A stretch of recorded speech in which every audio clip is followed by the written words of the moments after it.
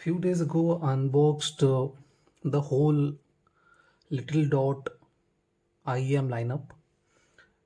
They have four earphones priced from $80 to around $700 in maximum retail price to be precise. But the CU case was selling for $500, and the second in charge, the subordinate to the CU-case, the CU-Cen, was selling for around $380, I believe. And that's a fairly good price for a very mature sounding earphone like the CU-Cen. It's a interesting earphone. It has only two drivers in it. You guys can see one dynamic driver and one armature. The armature driver is kind of a semi-open type, and the thing is that these are not separate drivers, they are more like integrated. The one we see with Jomo Game Raider kind of driver, they are not separate, they are much more integrated into each other, and that that gives it a different kind of feel and sound to be precise. It sounds a bit more wider and a bit more open than most of the hybrid earphones in this price range. But yeah, most of the hybrid earphones, not all of the hybrid earphones.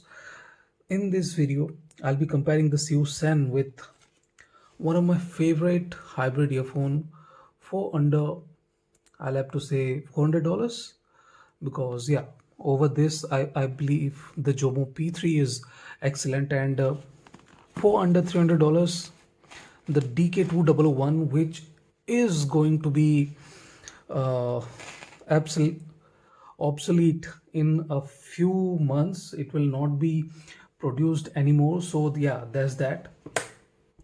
The DK-2001 will not be available for purchase in couple of months, and it is out of stock as of now, and I'm not sure that it will be back in stock or not. But I believe that they will have a last hurrah of it.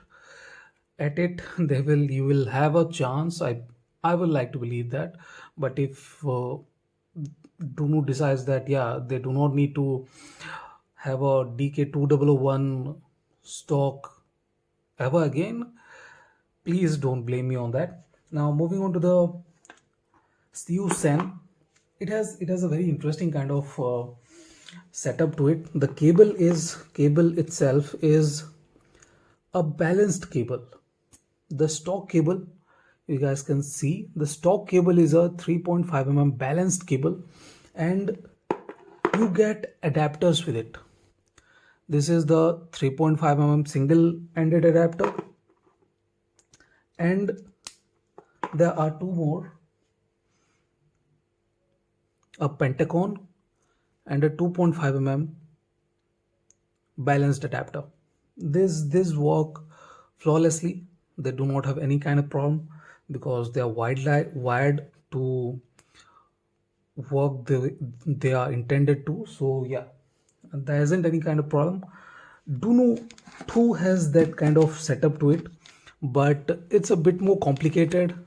This thing comes off, you have to purchase this separately on most of the cases, because they do not provide those things at cheaper prices. So maybe that is the reason why the Duno DK-2001 will not be produced anymore, because of the cable, because it was a bit more on the expensive side.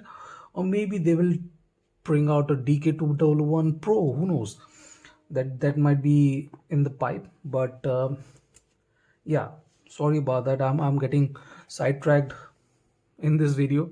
That's a bad thing for sure. Now this is the case, carry case, good looking carry case. There isn't anything odd about it or bad about it. Fairly spacious. It will carry uh, two earphones without any problems, and there is a metal case too. Fairly spacious, I believe. It has a lot of space to carry the earphones around. There isn't anything wrong there. Fairly good looking case. Now moving on to the sound, I'll have to say the CU-Cen is a mid-centric earphone. It doesn't have much emphasis to either the treble or the lower region. The mid-range is the driving force here. It has a bit more emphasis and drives the sound effortlessly, to be precise, because I do not find it to be dragging anything or anyway. It just sounds effortless and a bit more mature. uh, Starting from the sub bass is much deeper than the DK-2001. That's kind of telling, because DK-2001 has a very good low end. It does not have that kind of depth to it which the CU-Cen has, but yeah, it is very good, to be precise. If you uh, are not a fan of sub bass, the low end of the DK-2001 is fairly rounded and meaty, to be precise.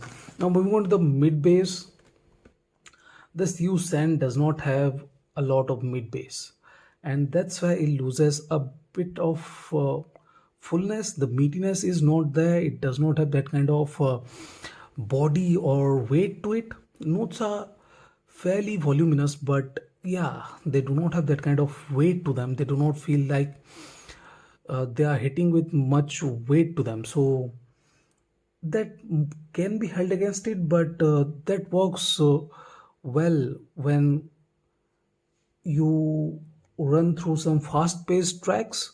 It handles the notes better. The DK speed is slightly faster than the DK-2001. DK-2001 is not slow either, but it's slightly on the slower side.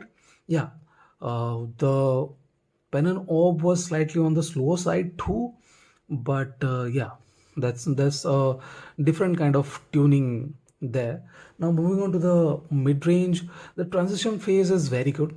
Let me be clear, the transition phase does not have that recessed feel to it, and uh, unlike the DK-2001, which has a recessed mid-range, the CU-Cen is more mid-forward. Vocals are very good, neutral.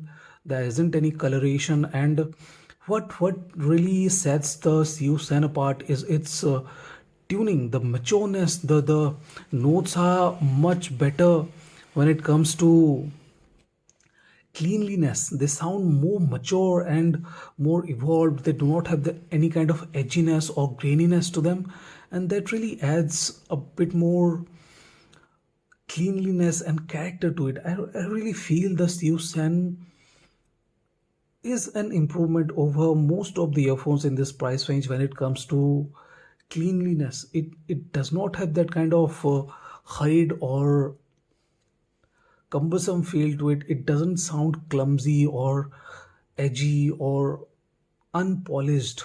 The refinement is there. It has that kind of tuning and the refinement which most of the earphones in this price range lack. Yeah, DK-2001 is edgy. There are no doubts about that. The 2001 lacks that kind of maturity. The notes are slightly on the grainier side.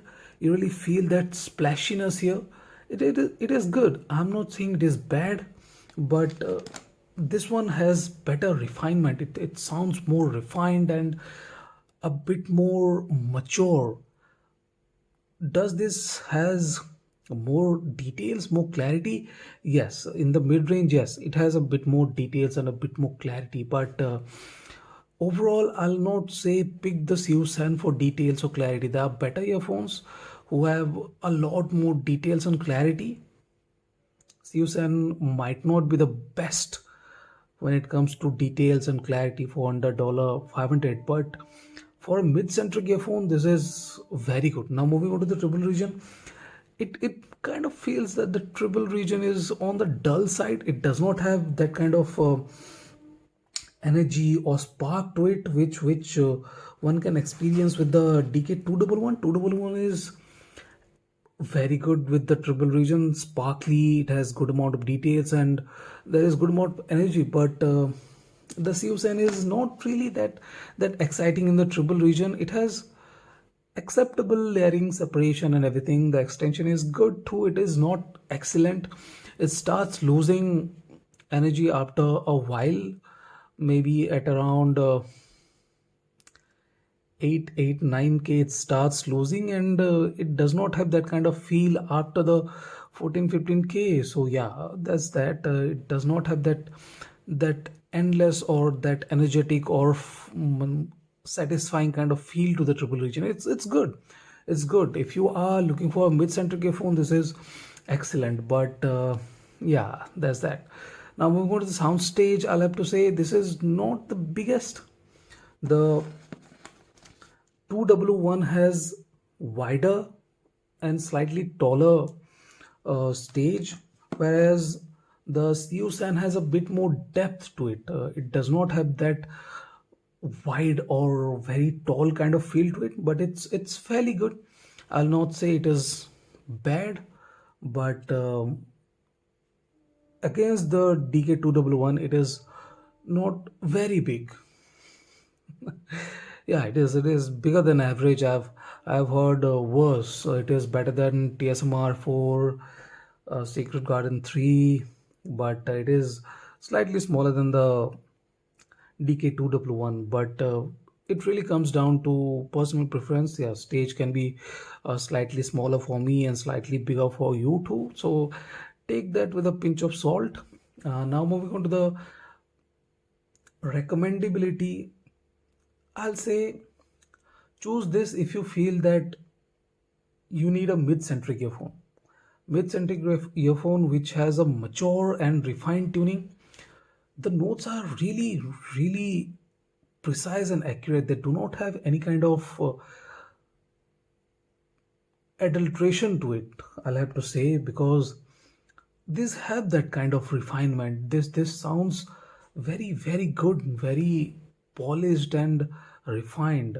They do not lack that kind of shimmerness. The crispiness is there, and yet they are not edgy or splashy. So that's the main selling point here. Mid-range clarity, vocals are excellent, very good vocals for under $500. I haven't seen a hybrid driver earphone doing this good vocals for under $500. But yeah, people have other priorities. These are not the best, but can be the best depending upon what you want from the earphone. So that's it. If you watched till the end, thank you. If you haven't subscribed into my channel, please, it will be nice if you will subscribe into my channel. And thank you for watching. Have a nice day. If you have any questions, feel free, ask me anything. I'll try my best to answer them. And thank you for watching. Have a nice day. Enjoy.